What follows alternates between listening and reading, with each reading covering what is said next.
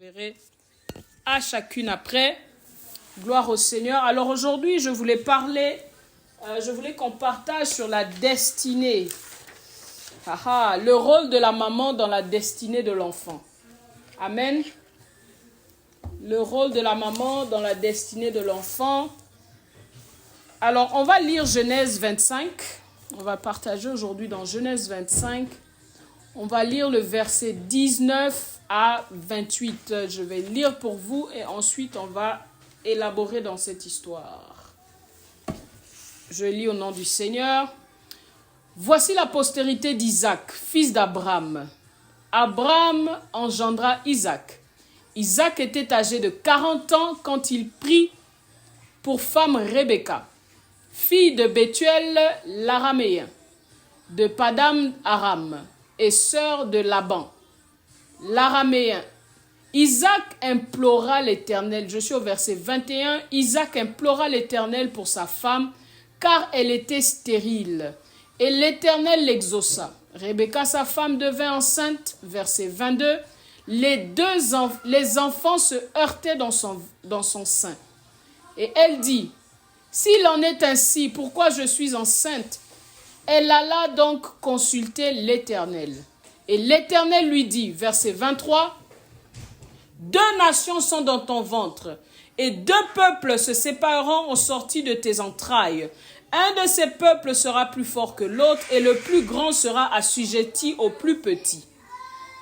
Verset 24, les jours où elle devait accoucher s'accomplirent. Et voici, il y avait deux jumeaux dans son ventre. Le premier sortit entièrement roux, comme un manteau de poil, et on lui donna le nom d'Ésaü. Ensuite, verset 26, sortit son frère, dont la main tenait le talon d'Ésaü, et on lui donna le nom de Jacob. Isaac était âgé de 60 ans lorsqu'ils naquirent. Ses enfants grandirent, Ésaü devint un habile chasseur, un homme des champs, mais Jacob fut un homme tranquille qui restait sous les tentes. Verset 28, Isaac aimait Ésaü parce qu'il mangeait du gibier et Rebecca aimait Jacob. Amen. Amen. Gloire au Seigneur. Toute une histoire que nous partageons, toute une histoire que nous allons partager ensemble ce soir. Donc dans l'histoire d'Isaac et de Rebecca, comme nous venons de le lire, nous savons ici, la Bible nous le dit, que Isaac s'est marié à 40 ans. Isaac s'est marié à 40 ans et la Bible nous spécifie que Rebecca était une femme stérile. Donc Rebecca n'arrivait pas à avoir des enfants. Donc ils étaient ensemble depuis presque 20 ans. Depuis presque 20 ans. Et ils n'avaient pas des enfants. La Bible nous dit clairement, c'est Isaac, le papa. Isaac implora l'Éternel. Isaac est allé consulter Dieu, prier, chercher la faveur de Dieu afin que Dieu leur accorde un enfant. Et ensuite, nous avons lu dans l'histoire très clairement, c'est à 60 ans qu'ils ont eu des jumeaux, Ésaü et Jacob. Maintenant, c'est là que l'histoire devient intéressante. Vous savez, quand ils ont pleuré pour être enceintes, quand ils ont cherché pour être enceintes, je pense que quand Isaac priait, il n'avait pas spécifié à Dieu, je veux une grossesse tranquille. Il n'avait pas donné ces directives-là ou ces lignes-là. Et Dieu aussi, quand il les bénissait, n'avait pas dit, je veux vous donner une grossesse tranquille. La Bible dit, c'est enceinte. Pendant qu'elle était enceinte, ce n'était pas une grossesse paisible pour Rebecca. Les deux nations, les enfants se battaient et se soulevaient dans son ventre. C'est-à-dire qu'elle commençait même à se dire, mais qu'est-ce qui se passe? Pourquoi je suis enceinte? Et Rebecca a carrément dit à son mari, mais si c'est pour souffrir comme ça, pourquoi je suis enceinte? Et son mari lui a dit, il faut aller prier. Et c'est en ce moment-là que Rebecca est allée consulter l'Éternel. Mais juste avant que nous rentrons dans cette partie-là, j'aimerais dire à quelqu'un, il faut bien noter cela.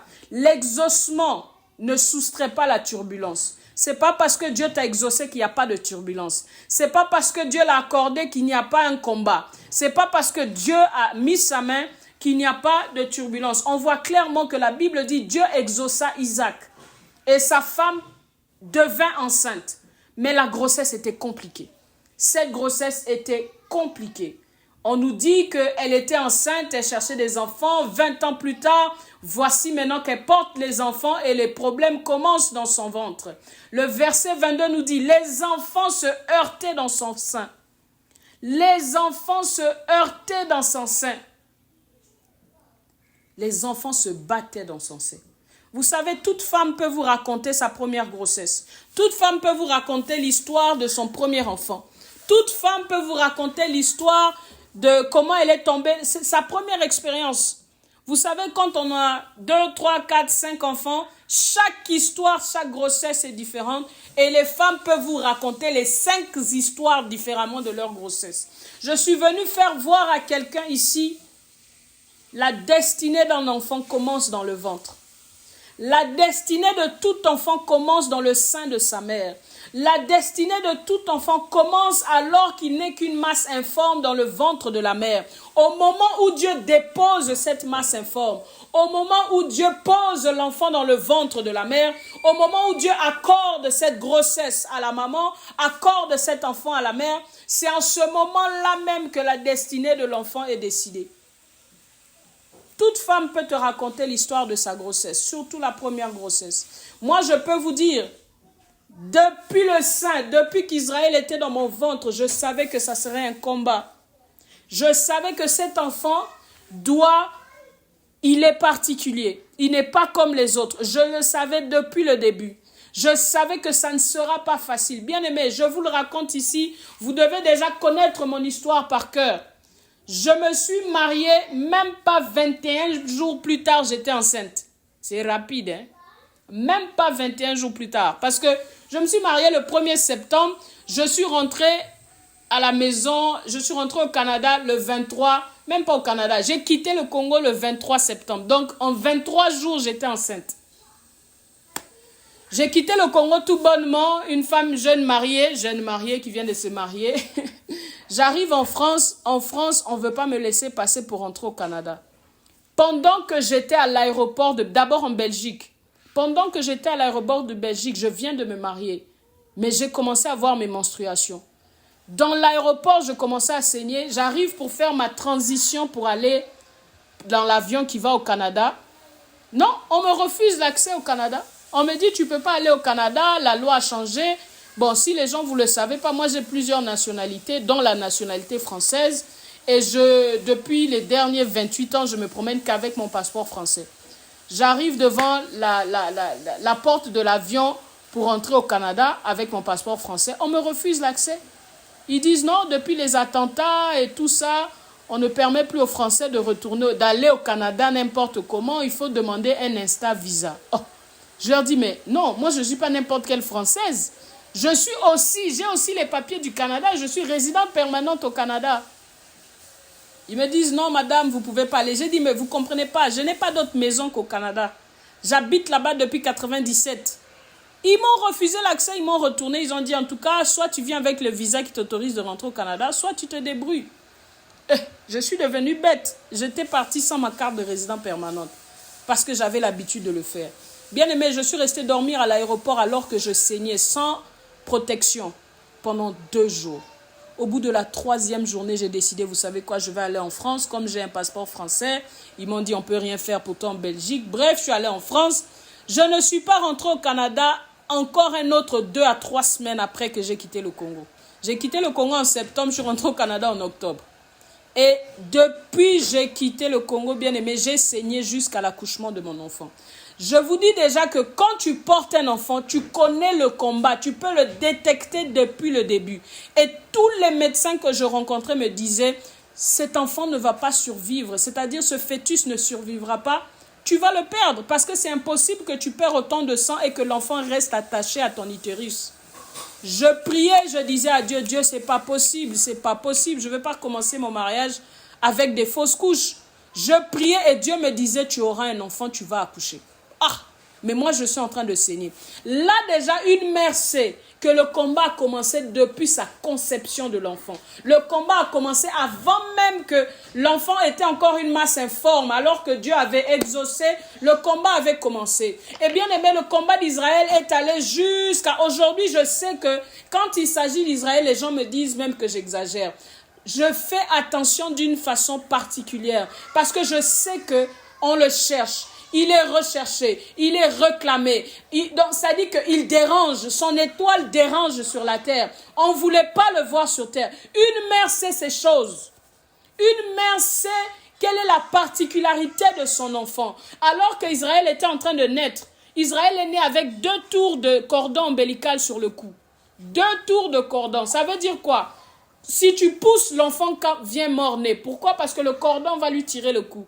Alors que j'étais en train de pousser l'enfant, les médecins ont commencé à crier « Arrêtez madame, arrêtez, arrêtez !» Moi, je ne comprends pas. Arrêtez comment on est en train de sortir l'enfant. Je vois tout à coup, on appelle tel spécialiste, tel spécialiste. 7 personnes sont là alors que j'ai les jambes en l'air pour me dire « Attends !» Mais j'ai dit « Mais qu'est-ce qui se passe? C'est un bébé !» Et c'est alors qu'ils prennent une grosse ventouse pour essayer d'aller bouger la tête de l'enfant pour le sortir stratégiquement. Et Israël ne leur a même pas laissé le temps de me toucher avec la ventouse. Il a élevé sa tête alors que c'est un bébé. Il a levé sa tête lui-même et il est sorti. Il leur a permis de couper le cordon ombilical pour ne pas que ça l'étouffe. Ce genre de choses sont des éléments, ce sont des preuves que tu dois faire une attention particulière à ton enfant. La Bible nous dit au verset 23. Alors Rebecca est allée consulter Dieu. Alors Dieu lui dit, verset 23, j'aimerais dire à quelqu'un ici, Dieu n'est pas en train de parler à Isaac. Dieu est en train de parler à Rebecca. Rebecca, c'est celle qui est en train de porter l'enfant dans son ventre et c'est elle qui est en train de sentir qu'il se passe quelque chose. C'est elle qui est connectée à cet enfant. C'est à elle, par elle que Dieu est passé pour donner ce don. C'est par elle que Dieu est passé pour donner ce cadeau à la famille. Alors c'est ici que Rebecca va consulter l'Éternel. Et Dieu lui dit au verset 23, « 2 nations sont dans ton ventre. » Déjà là, Dieu lui annonce qu'elle aura des jumeaux. Elle ne savait pas. Dans ce temps-là, il n'y avait pas d'échographie, si vous ne savez pas. Il n'y avait pas d'échographie. Dieu lui dit, 2 nations sont dans ton ventre. 2 peuples se sépareront au sortir de tes entrailles.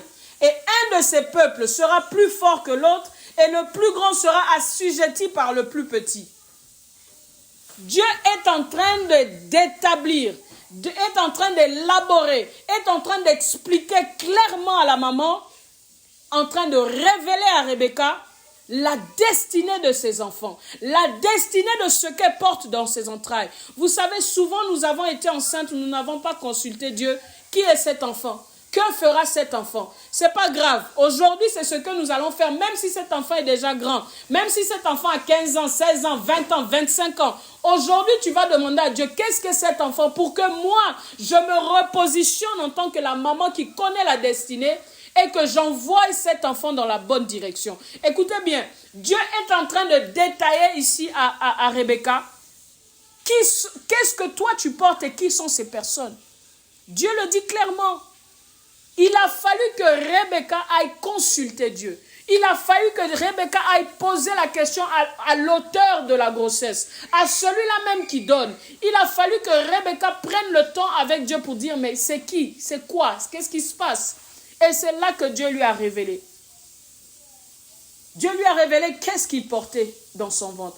Je vais dire à quelqu'un, tu sais que Dieu parle. Dieu parle. Dieu est capable de parler. Souvent, nous avons des enfants, nous avançons avec eux de façon aveugle. Ils deviendront ce qu'ils voudront. Ils deviendront selon... Non, non, non, non, non, non, non, non. Ne jouez pas avec la destinée des enfants de cette façon.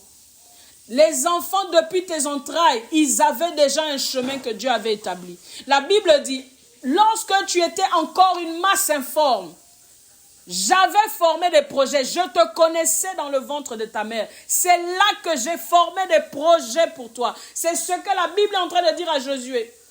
Je te connaissais dans le ventre de ta mère. Dieu connaissait ce que nous portions. Dieu savait quand on a été enceinte de Santi, qu'est-ce que Santi devait devenir. Dieu savait quand un tel était enceinte d'un tel, c'est-à-dire que ce qui se passe dans nos vies là, dans nos familles, dans la vie de nos enfants, ça ne surprend pas Dieu. C'est vous qui êtes surprise. Pourquoi? Parce que vous n'avez pas posé la question à Dieu. C'est vous qui êtes choqués de ce combat. Parce que si tu savais où est-ce que ton enfant devait aller, tu allais comprendre le niveau de combat que cet enfant-là va vivre. Si tu avais seulement pris le temps, tu allais comprendre le niveau de combat. Et ce soir, je viens dire à quelqu'un, nous allons prendre le temps à partir d'aujourd'hui de poser la question à Dieu afin de comprendre l'ampleur du combat qui vient contre nos enfants. Comment expliquez-vous que toute une génération, la moitié des enfants sont autistes? C'est-à-dire qu'on est en train de couper des destinées depuis les entrailles des parents. On est en train d'attaquer les enfants, on est en train d'attaquer des futurs prophètes. On est en train d'attaquer des pasteurs, des évangélistes, depuis le sein de la mère. Et l'enfant naît, la maman ignorant la destinée parce qu'elle n'a pas posé la question, elle accepte un diagnostic qui va empêcher la destinée de l'enfant aller. On commence même à collaborer avec le mal contre nos enfants sans se rendre compte. Je suis désolée de dire ça comme ça. Nous collaborons avec les destructeurs de la destinée contre nos enfants. Oui, oui, je dis ça. Et si ça vous fait mal, désolé les mamans, mais je dois le dire. Il est temps que vous puissiez comprendre la position d'une femme. Bien-aimés, laissez-moi vous dire une chose. L'homme est le chef de la famille. Je le répète toujours, j'aime qu'on remette l'homme à sa place, qu'on le laisse là où il a ses droits. Nous ne sommes pas en compétition, nous ne venons pas prendre la place de personne. Mais je veux dire une chose. Quand l'ange apparut à Marie, il n'a pas parlé à Joseph. L'ange a d'abord apparu à Marie pour lui annoncer qu'elle portera un fils au nom de Jésus. Celui-là qui vient directement de l'Éternel, qu'elle sera enfantée par Dieu. Bien-aimé, tu dois comprendre une chose. Quand il s'agit du domaine de la destinée de l'enfant, Dieu parle à la femme. Dieu parle à la maman. Quand il s'agit de la destinée de ton enfant, Dieu parle à la femme. L'ange a apparu à Marie et a parlé à Marie. Imaginez-vous Marie, cette jeune fille vierge, perturbée par ce que l'ange est en train de le dire. Dans sa tête, elle devait se dire, mais si tu en avais parlé à Joseph d'abord, tu allais me faciliter la tâche. Mais Dieu, sachant que l'affaire de destinée, c'est une affaire de maman. L'affaire de destinée est dans la main de la femme. Bien aimé, je vais vous dire une chose. Je vous mets les deux histoires avant que nous puissions prier. Je vais aller rapidement parce que je veux qu'on prenne le temps de prier. Ici, nous avons vu l'histoire de Rebecca qui va consulter Dieu. Et Dieu lui annonce, non seulement il lui annonce que tu as 2 enfants dans ton ventre, tu as des jumeaux. Il lui annonce la destinée de ces 2 enfants. Et quand ces enfants ont grandi, Rebecca dans son cœur savait qui était Ésaü, qui était Jacob. Parce que Dieu lui avait déjà dit. Maintenant, qu'est-ce qui se passe? C'est le papa qui bénit les enfants. Veut pas, c'est le papa qui bénit les enfants. Le papa ici, c'est Isaac qui s'apprête. Il est vieux, il va mourir. Il s'apprête à bénir son premier-né parce que c'est ça la coutume, afin que le premier-né étant l'héritier qui va le remplacer, qui va porter maintenant la famille dans ses mains, il s'apprête à le bénir et il dit à son premier-né, va me chasser un gibier, cuisine-moi un mets très bien comme j'aime ça. Ça c'est déjà entre parenthèses une clé importante. Quand l'enfant rend ses parents heureux, les parents le bénissent. Apprenez à vos enfants à vous faire du bien. Apprenez à vos enfants à vous surprendre. C'est-à-dire, ton enfant est là à l'école, il revient. Vous savez, Israël a 4 ans. Hein. Quand il se promène dans la rue, s'il voit une belle fleur, il la coupe toujours pour moi. Toujours.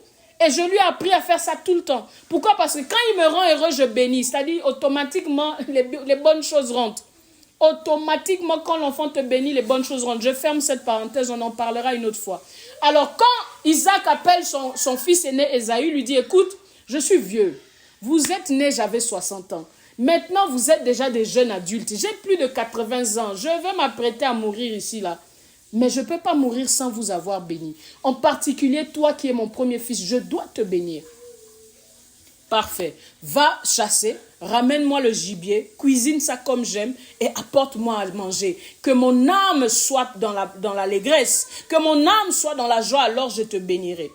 Pendant qu'il disait ça, Rebecca n'étant pas loin a entendu son mari parler. Rebecca sait qu'est-ce que l'Éternel lui avait dit quand elle a cherché la face de l'Éternel. Rebecca savait que non, Ce que le monsieur ici s'apprête à faire, c'est parce qu'il ne sait pas que Dieu a choisi Jacob à la place d'Ésaü. Bien que Jacob n'est pas l'aîné, Dieu a décidé de renverser cette affaire et a positionné Jacob comme celui qui va assujettir Ésaü. Je ne peux pas laisser mon mari faire une erreur.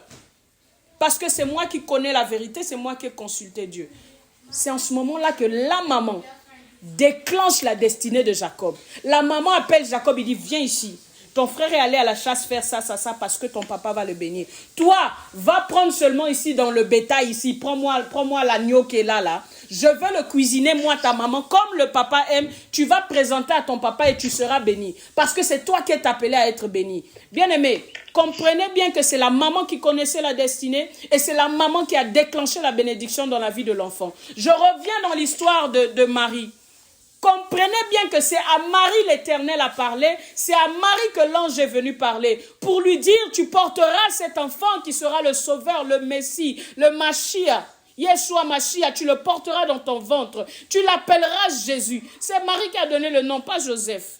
Ça dit que Dieu avait spécifié à Marie la destinée de Jésus, la destinée de l'enfant qu'elle portait.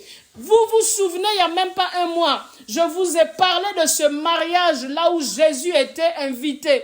Là où Jésus a opéré son premier miracle. Souvenez-vous que là où Jésus a opéré son premier miracle, c'est parce que sa maman a intervenu. La Bible nous dit dans Jean, le vin est arrivé à se terminer, la fête était encore au milieu. Qu'est-ce qui s'est passé? Les gens commençaient à dire, le vin est terminé. La mère a dit au serviteur, faites ce que mon fils va vous dire. Son fils se retourne pour dire à maman, mais maman, qu'y a-t-il? Mon heure n'est pas encore arrivée. Sa maman déclare, faites ce qu'il va dire. Ça dit, son heure n'est pas arrivée, mais je déclenche son heure. Son heure n'est pas arrivée, mais je déclenche sa destinée. Son heure n'est pas arrivée, mais moi je sais qui il est. Je l'ai porté dans mon ventre. Je sais de quoi il est capable. Je sais ce que Dieu m'a dit par rapport à lui. C'est le temps de relâcher ce monsieur afin qu'il rentre dans sa destinée, qu'il rentre dans sa mission. C'est la maman qui a déclenché ça. C'est alors que il a dit à ces gens-là, faites ce qu'il vous dira. Et automatiquement, son fils Jésus a commencé à leur dire, prenez les vases, mettez de l'eau dedans. C'est alors, allez-y faire goûter au maître de cérémonie. C'est en ce moment-là même que cette eau s'est transformée en vin. Laissez-moi vous dire, Jésus n'avait pas planifié commencer son miracle là. C'est sa maman qui a compris que c'était le temps. Et elle savait que mon fils peut le faire. Elle savait que celui-là, Dieu l'a placé ici avec une mission pour faire des choses que les hommes ne peuvent pas faire. Des choses que l'œil n'a pas encore vues. Ça dit que Marie connaissait. Elle ne savait pas ce qu'il allait faire, mais elle savait qu'il était capable de faire quelque chose. Elle savait que cet enfant est particulier. Elle savait qu'il fallait prendre soin de cet enfant. Elle savait que cet enfant était différent. Elle savait que le combat de cet enfant, je dois le mener d'une autre façon. Elle savait qu'avec cet enfant, je ne dois pas jouer. Je dois le protéger d'une façon particulière. Bien aimé, je vais dire seulement à une maman aujourd'hui, depuis tes entrailles, tu sais. Tu sais comment tu as porté cet enfant. Tu sais comment l'accouchement était difficile. Tu sais comment élever cet enfant a toujours été compliqué. Il est temps maintenant que tu demandes à Dieu, dis-moi, quelle est la destinée de cet enfant? Qu'est-ce qui se passe dans la vie de cet enfant? Afin que je puisse aligner cet enfant là où toi tu l'attends. C'est très important de comprendre ces choses. Sinon, nous ne serons pas d'une aide pour nos enfants et nous allons les empêcher de rentrer dans la dimension dans laquelle Dieu est en train de les attendre. Parce que nos enfants aussi ont une destinée. Et c'est important de les positionner dans leur destinée. Parce que tu le sais, c'est important de prendre le temps de prier et de te dire, il faut que j'aligne cet enfant dans sa destinée. Il faut que j'aligne cet enfant dans ses choses. Il faut que je fasse comprendre. Vous savez, mon fils, il sait. Il sait que quand il monte pour aller dormir, il doit prendre le temps de prier. Il sait qu'il doit se mettre à genoux. Il sait qu'il doit dire quelque chose. Il doit dire, pour l'instant, on ne se complique pas la vie. On lui apprend à dire merci. On lui apprend à dire merci pour tout le monde, toute la maison, et que l'Éternel soit béni. Il fait son truc et il va au lit. Mon fils, il sait qu'après 5 jours d'école, après trop d'école, trop de dodo, trop de matin, school day, too much school day, ça vient church day. Et lui-même va vous dire, mamie, Are we going to Amen? Ça veut dire, est-ce que nous allons là où on dit Amen? Maman, est-ce qu'on va à Amen? Il pose la question. Quand il voit que ça fait un moment, nous ne sommes pas allés à Amen, il va demander, can we go to Amen? Est-ce qu'on peut aller à Amen? Parce que ça fait partie de lui. C'est inacceptable que tu as un enfant de 12 ans, 16 ans, 20 ans. Toi, tu es chrétienne. Toi, tu veux sauver ta vie. Toi, tu pries, mais tu n'emmènes pas ton enfant dans ce chemin-là. Si l'enfant a 8 ans, on peut lui apprendre qu'elle peut changer de sexe. On peut lui apprendre qu'il existe des homosexuels. On peut lui apprendre qu'il existe le choix dans la sexualité. Et à 8 ans, l'enfant ne peut pas apprendre que Dieu existe et que Dieu, c'est son Seigneur et Sauveur. C'est nous qui minimisons la capacité des enfants. C'est nous qui minimisons la capacité des enfants de concevoir et de recevoir le Seigneur Jésus-Christ. C'est nous qui écartons l'enfant de la destinée de l'Église. Tu ne peux pas accepter, toi la maman, tu t'en vas être sauvé, tu vas chercher la face de Dieu, mais la personne que tu aimes le plus, les gens que tu aimes le plus, tu les laisses derrière. Mais tu t'attends à quoi? Tu t'attends à quoi? Il faut payer le prix, il faut se battre pour la destinée de son enfant. Il faut se battre. Je me souviendrai toujours d'une histoire qu'un monsieur nous avait racontée. Son enfant, quand son enfant a grandi, il avait remarqué que sa maman avait les bras ici. Il y avait des grosses blessures très vilaines. C'était pas très beau. Et cet enfant-là de 14-15 ans disait toujours à sa maman, « Maman, quand on va à l'école, s'il te plaît, couvre ça. Les amis se moquent de moi. » Parce que la maman avait des blessures terribles et c'était vraiment réellement pas beau. Et l'enfant lui disait, « Mais maman, s'il te plaît, mets un manche-long, cache-le. Les amis se moquent quand tu me déposes à l'école. » Un jour, la maman a fait asseoir l'enfant et dit, « Est-ce que tu veux que je te raconte comment j'ai eu ces blessures-là » L'enfant, il dit, ben oui, bien sûr, tu peux me le raconter. Il dit, voilà, je suis allé un jour au village visiter la famille. Et quand je suis arrivé au village, et comme à l'accoutumée, nous allons puiser de l'eau à la rivière. Écoute, moi, j'habitais dans la grande ville, mais pour cette fois-là, je voulais présenter mon bébé à la famille au village. Je t'ai emmené au village.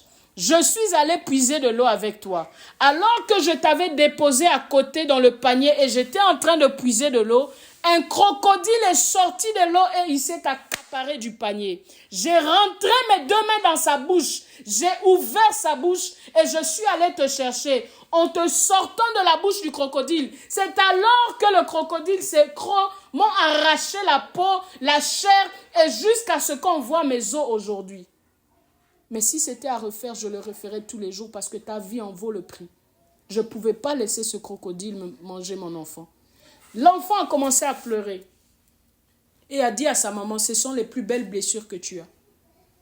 C'est depuis ce jour-là que l'enfant avait compris que ma maman a payé le prix.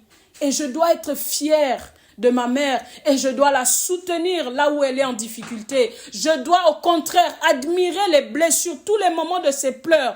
Pourquoi? Parce que ma maman ne m'a pas laissé mourir.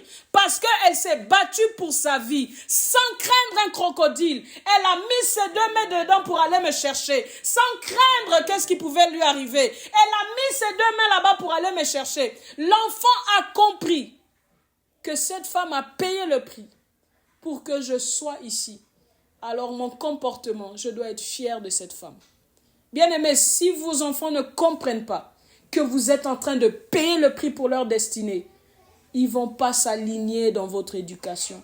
Faites comprendre à votre enfant, quand nous allons à l'église, quand nous cherchons la face de Christ, c'est parce que nous payons le prix pour rester ensemble. Nous payons le prix pour être une famille soudée. Nous payons le prix pour aller de l'avant. Nous payons le prix afin d'être la tête et non la queue. Nous payons le prix afin d'être plus que vainqueurs dans tout ce que nous faisons. Nous payons le prix afin qu'à la fin, quand Jésus reviendra, il puisse dire « Well done, bien fait, tu as combattu le bon combat jusqu'à la fin. » Nous payons le prix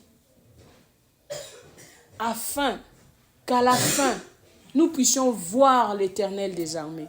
Les enfants doivent comprendre ça, bien-aimés. Prenez le temps de faire comprendre ces choses aux enfants. Il faut leur raconter votre histoire à vous du crocodile. Chaque maman a cette histoire avec son enfant. Chaque maman sait à quel moment ça a été fatal, mais qu'elle a relevé son enfant. Chaque maman sait. Chaque maman sait à quel point, quand elle voit son enfant perturbé, elle pleure à genoux là-bas dans un coin pour la destinée de son enfant. Aucune maman ne veut voir son enfant tourner en rond. Aucune maman ne veut voir son enfant ne pas s'accomplir. Aucune maman est dans le plaisir de voir son enfant devenir personne et rien. Alors que ses amis sont en train de devenir quelqu'un. Aucune maman ne veut voir ça. Toute maman veut premièrement son enfant aille plus loin que elle a pu aller. Que son enfant accomplisse plus grand que elle a pu accomplir. Que son enfant dépasse les limites que elle a pu établir. Que son enfant aille là où elle n'est pas allée. Tout parent normal et sain d'esprit veut que son enfant accomplisse plus que lui. Veut que son enfant devienne meilleur que lui. Si toi tu t'es arrêté au secondaire, tu souhaites au minimum que ton enfant arrive au cégep. Si tu t'es arrêté au niveau collégial, tu souhaites au minimum que ton enfant aille à l'université. Ça dit que c'est automatique.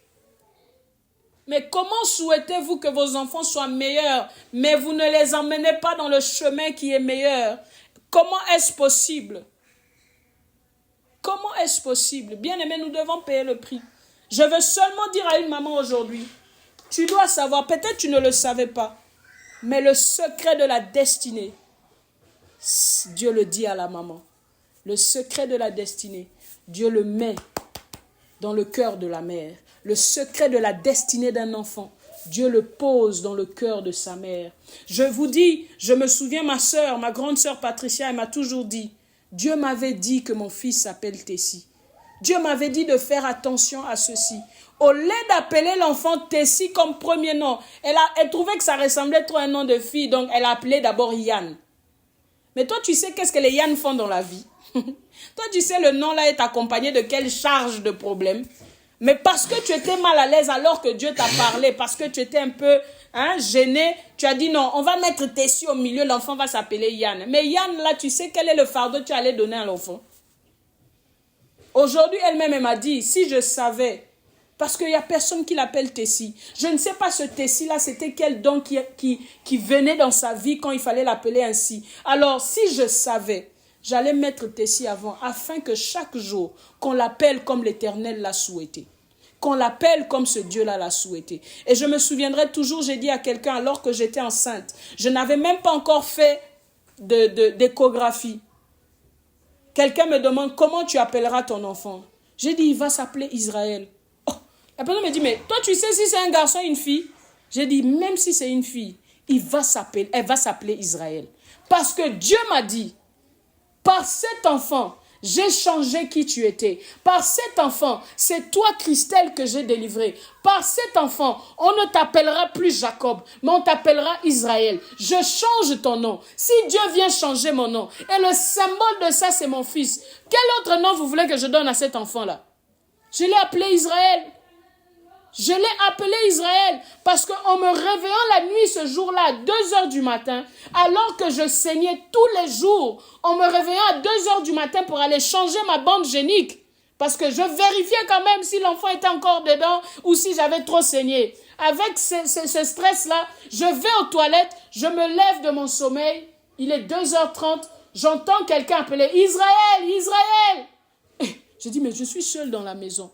Petite maison, 3,5 dans un sous-sol. J'entends vraiment audiblement Israël. J'ai dit, hey, Seigneur, merci pour le nom de l'enfant. J'ai même plus voulu aller aux toilettes. Tout à coup, je ne voulais plus vérifier. Je suis retournée seulement au lit. J'ai mis une chanson d'adoration et j'ai commencé à adorer Dieu. Parce que je me suis dit, il m'a donné un nom. Et je me suis accrochée à ce nom-là parce que j'ai dit, Seigneur, si tu as donné le nom de l'enfant, malgré les saignements, malgré ce que les médecins disent, malgré qu'on dit que l'enfant ne va pas arriver à terme, si tu as donné un nom, c'est qu'il y aura un bébé. Si tu as donné un nom, c'est qu'il y aura un enfant. Alors laisse-moi commencer à tout acheter au nom d'Israël. Laisse-moi commencer à tout mettre au nom d'Israël. Laisse-moi commencer déjà à dire que mon fils s'appellera Israël. Laisse-moi déjà célébrer parce que l'Éternel me l'avait confié. Entre-temps, mon mari ne savait pas tout ça. Lui, il paniquait. Mais comment tu saignes? Qu'est-ce qui se passe? Est-ce que le bébé est là? Tous les jours, il appelait pour vérifier est-ce que le bébé est là. Moi, j'étais à l'aise. J'ai dit, mon cher, dès que j'ai entendu le nom Israël, je savais que la victoire était certaine. Cet enfant viendra au monde. Parce que c'est comme ça que Dieu parle. C'est comme ça que Dieu parle aux oreilles de la maman. Tu le sais. Dieu parle. Dieu parle. Sans compter l'accident, maman. C'est terrible. Mais la grossesse, là, a été compliquée. Hein? Laissons seulement. Mais Dieu parle. Dieu parle et il est capable de faire au-delà de ce que nous pensons, ce que nous croyons. Ça dit que Dieu avait déjà commencé la destinée de ton enfant alors qu'il était dans ton ventre. Je veux qu'on prenne le temps de prier. On dit, Seigneur, Seigneur, parle-moi pour mes enfants. Seigneur, parle-moi pour mon fils aîné. Parle-moi pour ma fille aînée. Seigneur, parle-moi pour la cadette, le dernier, le troisième.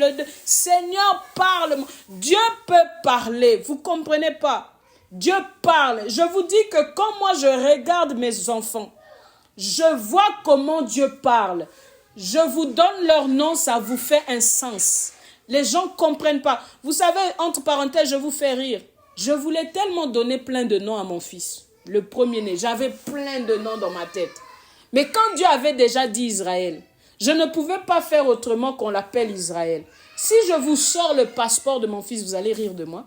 Il s'appelle Israël, Elombe, Champion, Winner, Christopher, Bossal et Mokoko. Ça dit, j'étais devenue folle. Tellement que j'avais plein de choses en tête. Mais Dieu avait dit Israël. Donc Israël est venu en premier. Donnez-lui tous les noms que vous voulez. Mais il s'appelle d'abord Israël. Israël veut dire le peuple de Dieu. Ceux qui appartiennent à Dieu. Israël veut dire celui qui a combattu et a vaincu. Israël veut dire tellement de choses. Le plus que vainqueur, le conquérant. Israël veut dire tellement de choses. Et Dieu m'a emballé tout ça dans le nom d'un enfant. Dieu m'a emballé tout ça dans le nom d'un enfant. Je veux qu'une femme puisse élever sa voix et dire, Seigneur, parle-moi. Parle-moi pour la destinée de mes enfants. Parle-moi pour la destinée de mes enfants. Peu importe leur âge, aussi longtemps que je suis en vie, aussi longtemps que je suis maman, aussi longtemps que je les ai portés dans mes entrailles. Seigneur, parle-moi. Afin que je sache comment diriger ma prière pour eux, afin que je sache comment les conseiller, afin que je sache comment les aligner dans leur destinée, parce que c'est le travail de la maman. Maman, je te dis, c'est ton travail. C'est à toi d'aligner l'enfant dans sa destinée. Élève ta voix et commence à parler à ce Dieu qui est bon, ce Dieu qui est excellent. Ô Éternel des armées, nous te bénissons, nous te rendons grâce. Tendre Père, nous t'exaltons parce que tu es Dieu. Tu es le Dieu de tout temps et de toutes circonstances. Le temps t'appartient et je sais qu'avec toi, il n'est jamais trop tard. Le temps t'appartient et je sais qu'avec toi, il n'est jamais trop tard. Tu es l'Éternel qui sait secourir. Tu es l'Éternel qui sait venir au temps convenable. Mon Dieu, mon roi, laisse-moi crier à toi pour la destinée de mes enfants. Mon Dieu, mon roi, laisse-moi t'implorer pour la destinée de mes enfants. Seigneur, ne t'arrête pas de me parler, de me montrer ces enfants et là où ils doivent aller. Seigneur, parle-moi. Donne-moi les instructions pour la vie de ces enfants. Papa, montre-moi comment je dois payer le prix pour eux. Montre-moi comment je dois prier pour eux. Montre-moi comment je dois les aligner dans ce monde. Montre-moi comment je dois les positionner. Montre-moi, Seigneur, comment les conseiller. Yahweh de gloire, je viens compter sur toi. Ces enfants viennent de toi, Jésus. Ces enfants viennent de toi, Éternel des armées. Tu es l'auteur de ces enfants. Tu es le constructeur de ces enfants. Tu es le concepteur de ces enfants. Papa, c'est toi qui as le mode d'emploi pour ces enfants. C'est toi qui as le mode d'opération pour ces enfants. C'est toi qui connais, Seigneur, leur destinée depuis le début. Seigneur, montre-moi. Montre-moi, Seigneur, une femme veut savoir. Montre à une femme ce qu'elle doit savoir pour son enfant. Seigneur, montre-moi, Jésus, ce que je dois savoir pour Israël.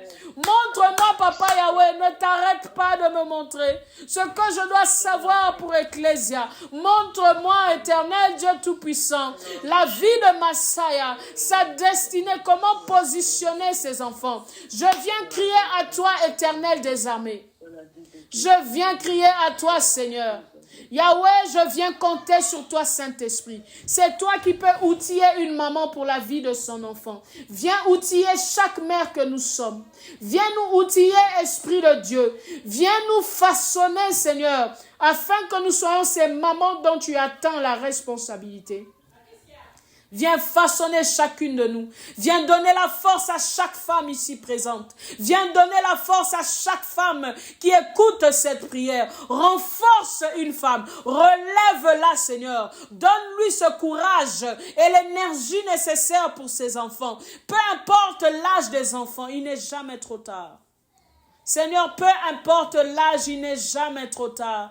Peu importe le moment, il n'est jamais trop tard. Seigneur, nous ne voulons pas perdre nos enfants dans les mains de ce monde. Nous ne voulons pas perdre nos enfants dans la culture de ce monde. Nous ne voulons pas perdre nos enfants avec la pression de ce monde. Seigneur, nous prions ce soir. Nous crions à toi, Seigneur. Aie pitié de nous, Seigneur. Fais-nous la grâce, Seigneur, d'avoir la capacité qui vient de toi, afin d'élever ces enfants correctement, selon ton plan, ton bon vouloir et ta volonté. Seigneur, aide-nous à repositionner ces enfants dans le plan que tu as fait pour eux. Aide-nous à les remettre sur le chemin que tu as planifié. Seigneur, je prie, Père éternel, que tu donnes l'autorité nécessaire à chaque femme. L'autorité est un manteau qu'on porte. Bien-aimé, tu dois comprendre ça. L'autorité et l'influence est un manteau que nous portons. Prie afin de porter le manteau d'autorité et d'influence nécessaire pour la vie de tes enfants. Seigneur, nous prions que tu nous donnes l'influence nécessaire, que tu nous donnes le manteau d'autorité nécessaire. La Bible me dit, toute autorité vient de toi. Toute autorité est établie par toi. Toute autorité est régie par toi. Donne-nous le manteau d'autorité nécessaire pour la vie de nos enfants. Afin que lorsque nous parlons, Seigneur, que leur esprit écoute. Je parle afin que le son de ma voix résonne dans l'esprit de mes enfants. Seigneur, afin que le son de ma voix aille interpeller leur esprit et leur âme et leur corps au nom puissant de Jésus-Christ. Je prie, Seigneur, afin que les instructions que je donne du son de ma voix, les instructions qui sortent de ma bouche, qui sont conformes à ta parole, que mes enfants soient sensibles à ça. Que mes enfants soient sensibles à cela au nom de Jésus-Christ. Que mes enfants sachent, qu'ils puissent savoir, Seigneur, comment répondre oui et amen à l'instruction qui vient d'en haut. Je prie maintenant que chaque femme soit dotée de l'autorité de la mère, comme Rebecca. Que chaque femme soit dotée de l'autorité de la mère, comme Marie. Seigneur, que chacune de ces femmes puisse revêtir ce manteau au nom de Jésus-Christ. Puisse revêtir ce manteau au nom de Jésus-Christ. Afin qu'elles puissent être des déclencheurs de destinée dans la vie de leurs enfants. Afin qu'elles puissent être des déclencheuses de destinée pour leurs enfants au nom de Jésus. Que chaque femme ici sache déclencher la destinée de son enfant. Que chaque femme ici sache positionner son enfant. Que chaque femme ici sache emmener son enfant là où toi tu veux voir l'enfant. Sache élever son enfant. Sache porter son enfant là où l'enfant doit être. Au nom puissant de Jésus-Christ. Au nom puissant de Jésus-Christ. Seigneur, nous prions, Père éternel, pour le cœur de nos enfants. Nous prions que nos enfants soient des enfants obéissants, qui savent recevoir l'instruction de la maman. Il y a des enfants qui savent recevoir l'instruction des parents. Mon Dieu, mon roi, quand Rebecca a appelé Jacob pour lui dire ce qui se passait, pour le positionner dans son plan, Jacob lui a dit, mais maman, je ne suis pas le premier, je suis Jacob, c'est à Ésaü d'avoir ça. Rebecca lui a dit, écoute ce que je te recommande et fais ce que je dis. Ainsi, Jacob a appliqué ce que sa maman a dit. Seigneur, je prie ce soir, quand chacune de ces femmes dit à leur enfant, écoute ce que je te dis, que cela déclenche l'obéissance dans l'oreille de ses enfants, que cela déclenche l'obéissance dans l'esprit de l'enfant. Quand ces femmes vont dire aux enfants, écoute ce que je te dis, Écoute mes recommandations et fais comme je te dis. Que cela déclenche l'obéissance dans l'esprit et l'âme de nos enfants. Au nom puissant de Jésus-Christ. Au nom puissant de Jésus-Christ. Nous sommes appelés à positionner ces enfants. Seigneur, donne-nous l'autorité pour les positionner. La sagesse pour les positionner, l'intelligence pour les positionner, la connaissance pour les positionner. Donne-nous la capacité pour les mettre dans le chemin là où toi tu les attends, là où toi tu as déjà tracé depuis la fondation du monde. Seigneur, tu as dit à Marie qui est-ce qu'elle portait. Tu lui as dit qui était Jésus. Dis à chacune de ces femmes, dis-nous, dis-moi papa, qui sont ces enfants que nous avons portés? Où est-ce qu'ils doivent aller? Et qu'est-ce que nous devons faire? Saint-Esprit, nous comptons sur toi parce que tu es l'associé par excellence. Saint-Esprit, nous comptons sur toi parce que sans toi, nous ne pouvons rien. Saint-Esprit, nous comptons sur toi parce que c'est toi qui rends chacune de nous capable. Saint-Esprit, nous nous remettons et nous nous abandonnons à toi. Aucune de nous ne peut le faire seule si ce n'est avec le nom de Jésus. Aucune de nous ne peut le faire seule si ce n'est par la puissance du nom de Jésus. Laisse que ta puissance et ton autorité soient notre partage, afin que nous puissions, Père éternel, nous lever en tant que mère avec autorité dans la vie de ces enfants pour les positionner dans leur destinée. Au nom puissant de Jésus-Christ. Au nom puissant de Jésus-Christ. Au nom puissant de Jésus.